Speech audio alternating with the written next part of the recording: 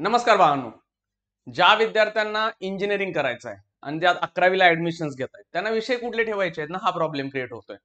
मग त्यांच्यासाठी एक 10-1 मिनिटांमध्ये मी सांगतो की विषय जे पुढे सांगतोय त्यातले ठेवा, फायदा होणार आहे.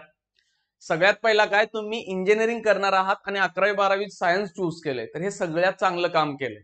काही विद्यार्थ्यांचं म्हणणं असतं की डिप्लोमा करावा का.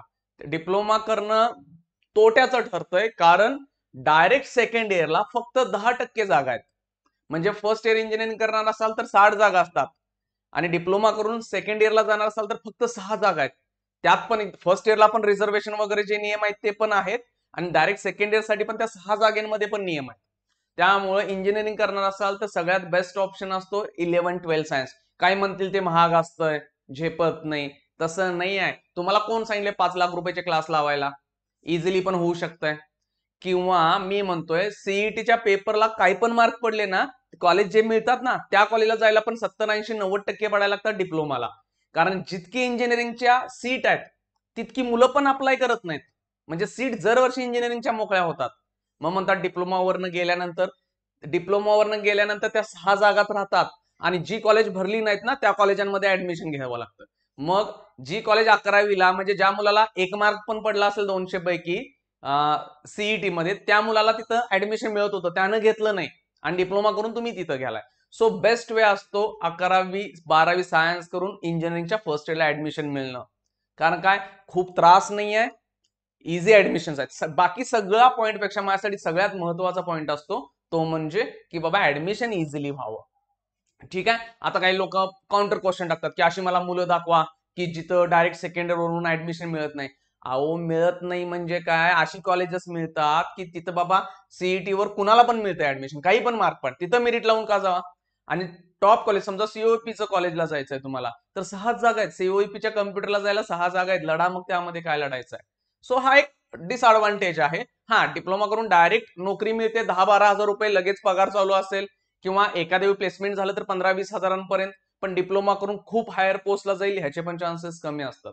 डिप्लोमा करून नोकरी लगेच मिळते, 11वी-12वी करून इझी मिळत नाही. एक सिंपल ह्याच्यात सांगितलं. आता आपल्या पॉईंट कडे येऊया की बाबा तुम्ही इंजिनिअरिंग करणार हे फिक्स आहे, विषय कुठले ठेवायचे असतात. ठीक आहे. आता सब्जेक्ट 11वी मध्ये का 12वी मध्ये सब्जेक्ट बदलू शकता काय, बदलू शकताय, पण सहसा बदलू नयेत. कारण का 11वी पासूनच फायनल करून पुढे जाऊ, जेणेकरून नंतर सोपं पडेल. फर्स्ट, कंपल्सरी सब्जेक्ट इंग्लिश कंपल्सरीच आहे, ह्याला काही डाऊट नाही आहे, तुम्ही ऑप्शन ठेवू शकत नाही. फिजिक्स कंपल्सरी सब्जेक्ट मध्ये येतो. केमिस्ट्री कंपल्सरी सब्जेक्ट, हे 3 सब्जेक्ट आहेत, काही झालं आपण सोडू शकत नाही. ठीक आहे. आता आपल्याला इंजिनिअरिंग करायचं आहे म्हणजे चौथा सब्जेक्ट मी पकडतोय मॅथमॅटिक्स, लागणारच आहे. मग पीसीएम म्हणतात ना, तोच हा ग्रुप, फिजिक्स केमिस्ट्री आणि मॅथमॅटिक्स. ओके. आणि इंग्लिश कंपल्सरी लँग्वेज जी आहे, म्हणजे 4 विषय झाले. टोटल 6 विषय आहेत आपल्याकडे. ठीक आहे. 5वा विषय कुठला ठेवायचा, आता ऑप्शनल विषय येतात. हे 4 तर कंपल्सरीच आहेत, ह्यात काय नाही, ह्यात तुमच्याकडे ऑप्शन दिलाच नाहीये कोणी की यातला सोडायचा आहे, चालतोय वगैरे, असं नाही. हे 4च्या 4 कंपल्सरी घेऊन जाणार आहे आपण, इंजिनिअरिंगला चाललोय. ऑप्शनल राहिले 2 विषय.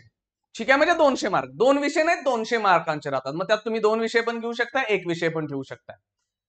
मराठी ठेवायचा की आयटी ठेवायचा, 5वा विषय सहसा म्हणतोय मी मराठी ठेवायचा नाही, आयटीला चला. आता पुन्हा सांगतो, काही जणांचा डाऊट येते मराठीला स्कोर होत नाही का. का मी सांगतो, कंपॅरेटिव्हली आयटी इझी आहे आणि टेक्निकल विषय आहे. म्हणजे इथं इझिली मार्क पडतात, इथं थोडासा त्रास होतोय. हा, तरी म्हणणार नाही नाही आमचा मराठी खूप चांगला आहे, पण फायदा सांगतो. एखाद्या वेळेस तुम्हाला पीसीएमचा क्रायटेरिया फिक्स आहे. जर का पीसीएम म्हणजे फिजिक्स केमिस्ट्री मॅथमॅटिक्स मिळून मार्क जर कमी पडले तर इथून तुमचा केमिस्ट्री काढला जातो आणि तिथं आयटीचे मार्क पकडले जातात.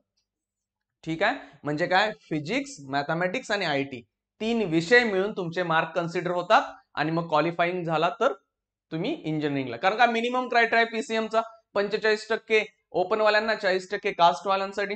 मग तो क्रायटेरिया फुलफिल होत नसेल तर तिथून काय केमिस्ट्री निघतोय आणि आयटी पकडतोय. तसा कन्सेप्ट मराठीला नाही आहे.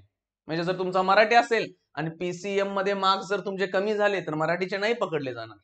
आता तुम्ही म्हणणार असं का, कारण हा टेक्निकल विषय आहे ना आयटी, आणि टेक्निकल विषय हा इंजिनिअरिंग टेक्निकल साठीच आहे, म्हणून तुम्हाला इथं पकडला जाईल. एक तर इझिली स्कोर होतोय, दुसरा फायदा हा. की मार्क कमी झाले, केमिस्ट्री काढा, आयटीचे पकडा, 80 इझी पडतात, 99 पर्यंत जातात. लँग्वेजला 99 जाणं अवघड आहे. मराठी काही काही ठिकाणी हिंदी असतो, हिंदी आणि आयटी. तुम्ही म्हणा मराठी नाही हिंदी ठेवू का, नका. लँग्वेज कन्सिडर होत नाही, टेक्निकल फॉलो करायचा. क्लिअर आहे? ठीक आहे. 6वा विषय 6 सब्जेक्ट आहे, बायोलॉजी किंवा जिओग्राफी. काही मुलं असतात बघा PCMB वाली, त्यांनी काय ठेवला, मॅथमॅटिक्स पण ठेवला आणि बायोलॉजी ठेवला. मग मुलं म्हणतात सर जिओग्राफी पेक्षा मला बायोलॉजी सोपं जातो. नाही जाणार आहे, बायोलॉजीला बऱ्यापैकी अभ्यास करायला लागेल. इथं पळवाट सांगतो मी काय आहे. इंजिनिअरिंग ठरलंय ना आपलं जायचं, तर की का लोड घेताय? जिओग्राफीच्या दोन्ही लँग्वेज आहेत, मराठीमध्ये पण देऊ शकताय, हिंदी इंग्लिशमध्ये पण देऊ शकताय. म्हणजे जे इंग्लिश मिडियमची मुलं असतात ती इंग्लिशमध्ये देतात जिओग्राफी, जिओग्राफी इझी जातोय मुलांना. आणि सेमी इंग्लिश किंवा मराठी मीडियम वाले किंवा काही काही इंग्लिश मीडियमची मुलं म्हणतात की नाही जिओग्राफी मी मराठीत देतो. एक तर हा इझी सब्जेक्ट आला, बायोलॉजी तितका इझी नाही कम्पॅरेटिव्हली जिओग्राफीच्या. आणि दुसरी गोष्ट आहे, जिओग्राफीच्या पेपरला 8 ते 12 दिवस सुट्टी असते. मुलं काय करतात माहितीये का, 11वी करत नाहीत, 12वी करत नाहीत, डायरेक्ट जिओग्राफीच्या पेपरला जाऊन अभ्यास करतात. का? 8 ते 10 दिवस आणि 7-8 चॅप्टर आहेत आणि इतक्या सुट्ट्या आहेत, कारण लास्ट सेकंड पेपर असतो, काही काही शेवटचा पेपर आहे. म्हणजे मग शेवटी एवढ्या वेळ सुट्ट्या आहेत, सगळ्या तुमचं इंग्लिश झाला, फिजिक्स केमिस्ट्री मॅथ्स बायोलॉजी सगळे पेपर झालेत, हा इकडे राहिलाय. त्यामुळे इथं 8 ते 10 दिवस, मॅथ्स वाल्यांना 12 दिवस होता यावेळी, बायोलॉजी वाल्यांना 10 दिवस, सॉरी बरोबर आहे, बायोलॉजी वाल्यांना 10 दिवस. का? मॅथमॅटिक्स नंतर बायोलॉजीचा पेपर आणि मग जिओग्राफीचा लागतो. त्यामुळे 10 ते 12 दिवस सुट्टी मिळाल्यानंतर कसे पण स्कोर करशील. काही मुलं म्हणतील नाही सर आम्ही बायोलॉजी पण करणार आहे, नीट वगैरे देणार आहे, त्याचा व्हिडिओ मी ऑलरेडी बनवलाय बघा, की दोन्ही विषय दोन्ही दगडांवरती पाय ठेवून पळू शकत नाही माणूस, त्रास होणार. मॅथ्स पण एकतर ऑलरेडी JEE, CET, नीट किंवा सीईटी हे ऑलरेडी टफ जात आहेत, त्यात तुम्ही दोन्ही करून जाणार आहे, कसं होणार रेसमध्ये या. त्यामुळे एक विषय ठेवावा असं मला तरी वाटतं. मग मॅथ्स ठरलंय आपलं, तर मी म्हणेन हा कॅन्सल करा, इकडे या. मग झाला 5th आणि 6th. काही मुलं म्हणतील नाही आहे सर आमच्याकडे दुसरा ऑप्शन आहे 200 मार्कांचा, काय? कम्प्युटर सायन्स आणि इलेक्ट्रॉनिक्स हे 200 मार्कांचे विषय आहेत. मग हा जर विषय ठेवला, तुमचे मागचे 4 विषय कंपल्सरीच आहेत, 5वा विषय हा 200 मार्कांचा, कम्प्युटर सायन्स आणि इलेक्ट्रॉनिक्स, कुठला पाहिजे तो घेऊ शकताय. मग हा विषय ठेवला 200 मार्कांचा, तर हे इकडचे हे ह्यातला एक आणि ह्यातला एक हे कॅन्सल झाले. तुम्ही म्हणाल इथं सर अजून ऑप्शन्स आहेत की मेकॅनिकल मेंटेनन्स, इलेक्ट्रिकल, ते सब्जेक्ट जरी असले, खूप सब्जेक्ट, ऍग्रिकल्चर, टेक्नॉलॉजी, जवळपास 14-15 सब्जेक्ट लागतात. पण सहसा सवयींमध्ये कुठल्या आहेत म्हणजे यूज केले जातात, आयटी किंवा हे दोन. ठीक आहे, मी म्हणेन हे पण अभ्यास करावे लागतील, अभ्यास त्रास होतो इथं.